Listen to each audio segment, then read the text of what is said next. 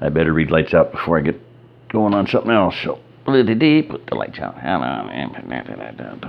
Alright, so, okay. 8 pages shorty, but I'm going to do about 3 maybe. Let's see how my time is. Keep them short, and that I can reload them, and one can load while I'm reading. Gunny dismissed the class. He told Mark and Jim that the men were too wound up now to learn anything. They walked back to the house and told the others about what had happened. Lisa said that she could feel the tension in the air when they were in town. They decided to walk down and see how George was doing with his new toy. They walked to Chaparro's, and he, George, and a group of folks were in the empty lot behind his house with the Jeep. Most of the people were talking about what was happening in town and weren't paying attention to the Jeep. It had the plow mounted on it, and Chaparro was driving. Driving wasn't exactly the right word, Mark thought. The plow was down in the ground, and the Jeep was sitting in one place, digging in the dirt with only its spinning tires. Mark walked over to see what the problem was. The vehicle didn't have enough traction to pull the plow through the hard ground. Mark asked Chaparro if he had anything they could put into the Jeep and add weight to it. He and Chaparro went into the welding shop and carried out several bags of concrete. When they'd put about 500 pounds in the Jeep, Mark got in to try it out. He double-checked to see if the transfer case was in low range and put the transmission into first. When he eased out on the clutch, the Jeep moved about 2 feet and then started spinning again. He backed up and took another run at it. He moved about another foot or two and then stopped again. He gave it more fuel and the tires just spun faster. The foul stench of burning clutch, filled the air. He backed off the accelerator and turned the wannabe tractor off. One of the garden committee members came over. Only 2 tires are spinning, one on the front and one on the back. I thought Jeeps were 4-wheel drives. 4-wheel drive means that all 4 wheels can pull if they have equal traction, but if one wheel on an axle has less traction than the other one, that one will spin and the other one just sits there, Mark explained. Wouldn't it be better if the wheel with more traction pulled? Sure it would, but that's not the way a differential works. For both tires on an axle to pull, you have to have some kind of limited slip or locking differential, and I don't have that on the Jeep. We could weld up the spider gears, Chaparro suggested. I hate to do that since it makes cornering on dry pavement difficult, but I guess we'll have to try, Mark agreed. They jacked up the plow and pulled the Jeep into the shop. Mark got a bucket to drain the differential fluid into. Chaparro got a bucket to drain the differential fluid into while Mark used a floor jack to lift the Jeep up. They removed the differential cover. It's going to be a short night. And Chaparro got out his welding equipment. They fired up the generator and went to work on the gears. When the back was finished, they repeated the procedure on the front axle. When they took the Jeep back out to try it, they found that it worked only marginally better than it had with the open differentials. Mark and Chaparro added more weight to the Jeep by putting one of the 55-gallon water barrels in the back and filling it up with water. The Jeep didn't seem to be geared low enough to do the job. As a last-ditch effort, Mark dropped the air pressure in the tires down to about 12 psi. The Jeep started to pull the plow, and they thought they'd found the solution until the back wheels spun inside the tires and broke the bead, thereby letting all the air out.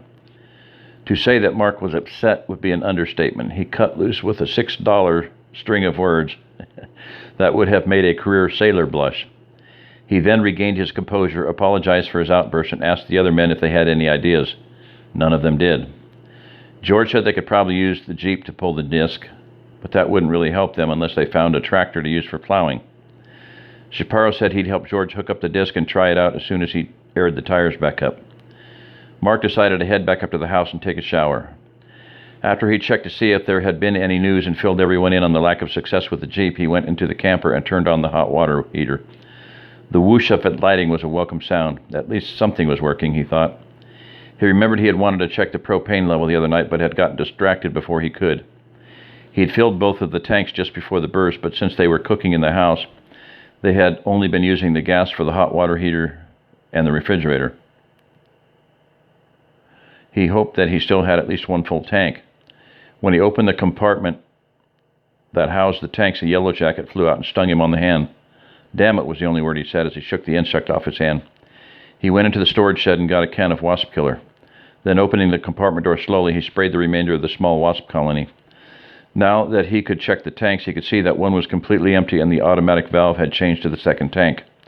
Mark estimated that it was 2/3 to 3/4 full. That would only last another week and a half if they didn't change their usage habits. He walked over and checked the 500-gallon tank for the house. The gauge read 40%. That was 200 gallons, but how long would that last? He immediately thought about the gasoline and diesel. He wondered how they stood on those. He remembered that Jim had told him a week ago that they had 150 gallons of diesel and 225 gallons of gas. He went to the shed. Mark was shocked to find out that there were only about 50 gallons of diesel and less than 100 gallons of gas. He'd been so concerned about getting what they didn't have that he'd given no thought to conserving or replacing what they did have. He knew they could siphon gas out of the non-working cars, but what about diesel? Was there a place he could get some? And what about propane? How were they going to replenish that? He went back to the camper and turned off the water heater. They'd be showering in the solar-heated ones with everyone else from here on out. He had to figure out a way to make the shower rationing fair for everyone, some way where the people who worked the hardest got rewarded with more opportunities to use them. Mark went into the house and announced the hot water heater in the camper was not to be used anymore. He thought Sam was going to burst out in tears. She was known to sometimes take 3 showers a day, and it had been a sacrifice for her to cut back to only 1. The announcement that she may only get 1 every 3 or 4 days was more than she was ready to accept. Mark spoke to Jim about the fuel. He was surprised at first, but then reminded Mark that they'd been going into town once or twice each day in every running vehicle. That would slow down now for obvious reasons. Mark told Jim that he was going to see about getting everyone to donate the gas out of their stalled cars. He said that unless they needed the diesel truck for something that the gas trucks couldn't do, it was not to be used. They needed to save the diesel that they had until they could find more. Jim agreed. It was dinner time and the time for the president to speak. They sat down to dinner and listened. My fellow Americans, it is with a heavy heart that I speak to you. We have not made progress with restoring the power that I was told was possible in the early days of this crisis. We are making some headway, but it has proven to be a bigger challenge than we had initially thought. However, I know that America is up to that challenge. Another challenge facing us is the lawlessness taking place in every major city in the United States. I beg those of you living in the cities to cooperate with your local authorities. Your government is working to make sure that food and water is being supplied to everyone who needs it. We now have almost 50 cities under limited martial law, and the local authorities in 5 more have asked me to institute it in their cities just today. This is tying up a significant number of military personnel who could be used in relief efforts. Please do not riot or loot. Return to your homes and wait for assistance.